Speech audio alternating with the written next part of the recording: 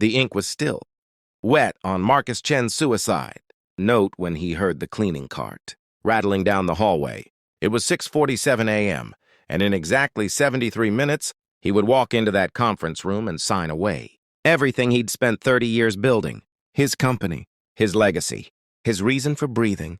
The bankruptcy papers sat in a neat stack on his desk, each page a tombstone marking the death of his dreams. He'd already made peace with it, or so he thought. But peace is a funny thing. Sometimes it looks more like surrender. And sometimes, just sometimes, salvation arrives on squeaky wheels pushed by someone you'd never expect. Marcus had been called many things throughout his career: visionary, titan, the man who couldn't fail. Forbes had put him on their cover twice. His technology firm, Chen Industries, had revolutionized supply chain management and employed over 4,000 people across 12 states.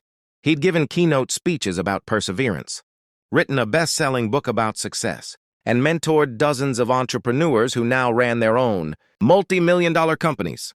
But none of that mattered anymore. The numbers didn't lie, and neither did his lawyers.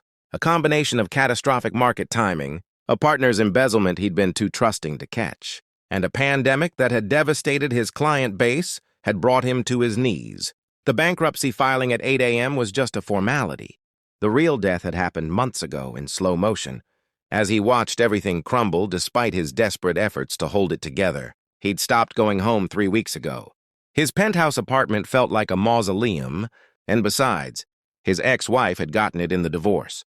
She'd left 2 years earlier, tired of being married to a man who loved his company more than he loved anything else. She'd been right, of course. He could see that now when it was too late to matter. The cleaning cart stopped outside his office door.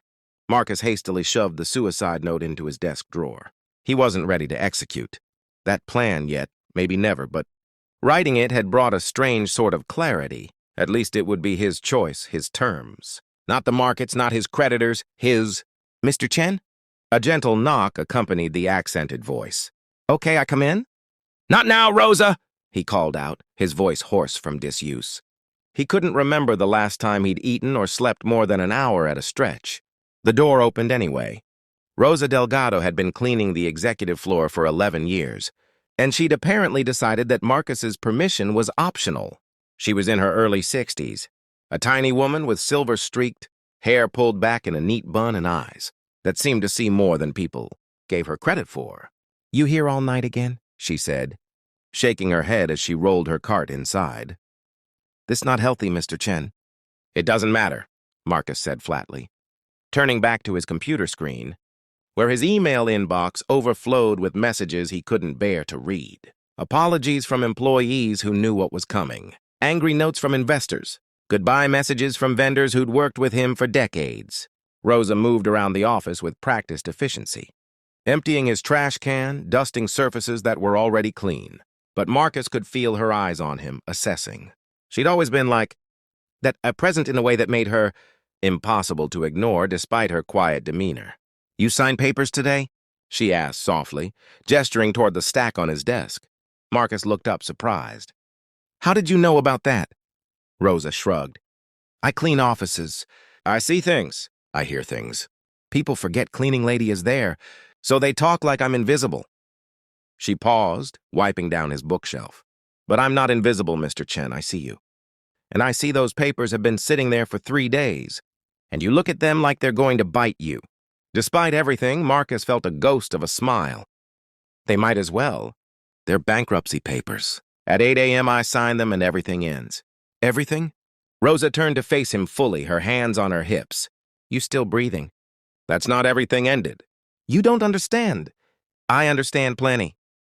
Rosa's voice carried an unexpected firmness. "You think I don't know about losing everything? I come to this country with nothing. My husband died when my children small. I work 3 jobs, sleep 4 hours, and still sometimes we have no food. But we survive. We keep going. That's not nothing, Mr. Chen." Marcus felt something crack inside his chest. "It's not the same. I had everything and I lost it. 4,000 people are losing their jobs because of my mistakes." "My mistakes, Rosa. I trusted the wrong person. I made bad calls. His voice broke. Rosa set down her cleaning cloth and did something she'd never done in 11 years. She walked around his desk and pulled up a chair, sitting down across from him like an equal, like a friend. "Can I tell you something?" she asked. Marcus nodded, too tired to protest. 3 years ago, my daughter Anna, she's nurse now, she have big problem. She borrow money from bad people for her school. These people, they come to her apartment. They threaten her. She owe them $30,000 she don't have. Rosa's eyes glistened. "I'm cleaning, lady. I make maybe $25,000 in whole year. Where I get $30,000? What did you do?" Marcus found himself genuinely curious, pulled out of his own spiral. "I come to you," Rosa said simply. "You don't remember." "Why would you? Was just another email to your assistant. But I write to your office, explain about Anna, ask if company has emergency loan program for family of employees. You know what you do?" Marcus shook his head. He received hundreds of requests like that every year, routed through HR. You give her the money. Not loan, gift. Your assistant say you read my email yourself and you tell her handle it immediately. You saved my daughter's life, Mr. Chen. Those men, they were dangerous, and you didn't know me. I was just cleaning, lady, but you help anyway. Marcus felt tears burning his eyes for the first time in months. He had a vague memory of that now, reading a desperate email late one night, feeling moved by a mother's love for her daughter, making a call to his CFO to arrange it. That was just money, he whispered. I had plenty then. No, Rosa said firmly. That was kindness. That was you seeing person who was invisible and making her visible. You do that a lot. Mr. Chen, you just don't remember because for you, it's normal. But I remember. My daughter remembers, and I bet lots of other people remember too. She reached across his desk and pulled the bankruptcy papers toward her. Marcus watched, confused, as she began flipping through them. Her brow furrowed in concentration. Rosa, you don't need to... Shh, I read. Her finger traced down the pages slowly. Marcus knew she'd come to America as an adult and had worked hard to learn English. He'd never really thought about her education level before. She stopped on page 17.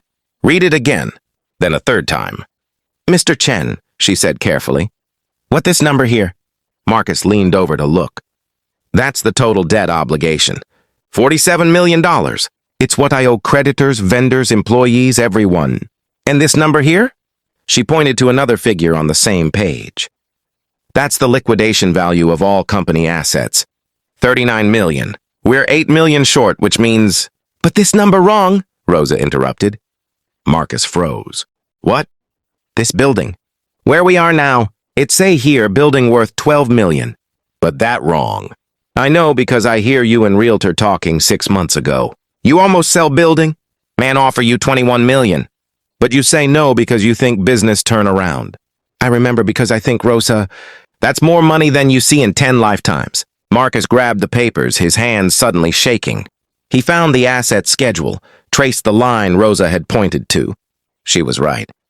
The building was listed at $12 million, its depreciated book value, but its current market value was at least $21 million, probably more. That was a $9 million difference. $9 million, which meant his assets exceeded his debts, which meant he wasn't actually insolvent, which meant he didn't need to file for bankruptcy at all. Oh my God, Marcus breathed. His hands were shaking so badly the papers rattled. Oh my God, Rosa, this is a mistake. My lawyers made a mistake. They used the book value instead of market value. I need to... He grabbed his phone, started dialing his attorney's number with fumbling fingers. You need to breathe first, Rosa said gently, placing her weathered hand over his. Breathe, Mr. Chen, then make calls. World not ending in next 5 minutes. Marcus looked at this.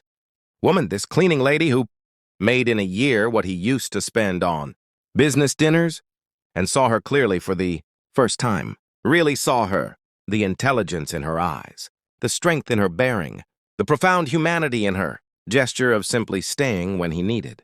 Someone to witness his pain. You saved my life, he whispered. No, Rosa corrected. I just pay forward what you did for my Anna. This is what people do. Mr. Chen, we help each other. We see each other. Even when world makes some people invisible. The calls Marcus made over the next 2 hours changed everything.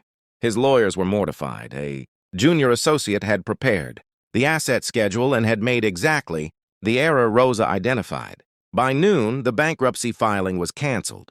By the end of the week, Marcus had secured bridge financing using the building as collateral. Within 6 months, Chen Industries had restructured, trimmed down and emerged leaner but alive. But the real transformation was in Marcus himself. He couldn't unsee what Rosa had shown him. That worth wasn't measured in net value, that sometimes the people society overlooks are the ones seeing most clearly, that kindness creates ripples in ways we can never predict. Rosa retired 2 years later at 65. Marcus made sure her pension was generous, that her health care was covered for life, and that her daughter, Anna's nursing career had every support his company could provide. But more than that, he stayed in touch. Rosa became one of his closest friends. Someone he called when decisions got hard, when he needed perspective, when he forgot what actually mattered. On the wall in his new office, smaller now, more modest, but thriving, Marcus kept a framed photo from the day Rosa retired. In it, she's laughing, holding a plaque naming the company's new mentorship program after her. Below it, he'd mounted a single piece of paper. Page 17 of those bankruptcy documents, with Rosa's fingerprint, still visible where she'd pointed to the number that changed everything. Some people see numbers, some see balance sheets, but Rosa, she saw a human being in pain and refused to let him disappear. And sometimes that's worth more than all the billions in the world.